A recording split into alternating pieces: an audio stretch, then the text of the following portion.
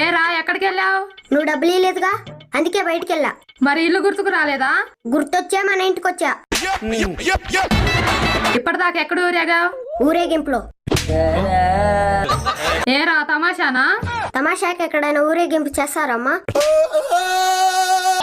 మరి తిండి గుర్తుకు రాలేదా? దానికి నేను గుర్తు రాలేదు.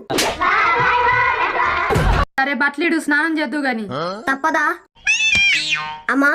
అసలు మనుషులు ఎందుకు స్నానం చేస్తారు? మనం పశువులం కాదు కాబట్టి. మరి పశువులు ఎందుకు చేయట్లేదు? వాటికి ఏ సబ్బు వాడాలో తెలియదు కాబట్టి. అవునమ్మా, కనీసం నన్నన్నా అడగాలిగా. ఇక చాలే బట్టలిడు. సరే, ఇప్పుడు నేను స్నానం చేస్తే నాకేమిస్తావు? తుడుచుకోవడానికి టవల్ ఇస్తా.